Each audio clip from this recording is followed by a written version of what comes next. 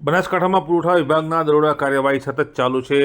આ દરોડા કાર્યવાહીમાં વિવિધ જગ્યાઓથી રેશનિંગ પુરવઠો ઝડપવાની કામગીરીમાં મહત્વની સફળતા પુરવઠા વિભાગને મળી રહી છે। ત્યારે દાંતીવાડામાં કરિયાણાની દુકાનમાંથી સરકારી અનાજનો જથ્થો ઝડપાયો છે।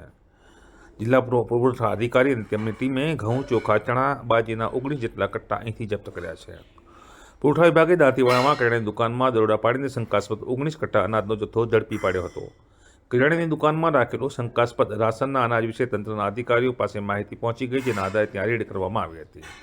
બનાસકાંઠા જિલ્લા પુરવઠા અધિકારી કિરીટભાઈ ચૌધરી તેમજ સ્થાનિક મામલતદાર કચેરીની પુરવઠા ટીમ સાથે રાખી ગુરુવાર સાંજે દાંતીવાડા ગામે પહેલા નાકોડા કરિયાણા અને બાદમાં શાંતિજન પ્રોવિઝન સ્ટોર્સના તપાસ હાથ ધરવામાં આવી હતી। શાંતિલાલ પ્રોવિઝન સ્ટોરમાંથી સસ્તા અનાજની દુકાનમાંથી લાભાર્થીઓને અપાતું રાશન લાભાર્થીઓ પાસેથી ખરીદી કરેલા શંકાસ્પદ ચોખાના 7 કટ્ટા, તો ઘઉંના 2 કટ્ટા, ચણાનો 1 કટ્ટો તેમજ બાજીના 9 કટ્ટા સહિતનું રાશન મળી આવ્યું હતું, જેની કિંમત 26,137 રાખી તપાસ અર્થે અધિકારીઓએ 19 જેટલા કટ્ટા કબજે કર્યા છે। તેમજ આ મળી આવેલો જથ્થો તપાસ અર્થે FCI ગોડામાં મોકલી આપવામાં આવ્યો છે।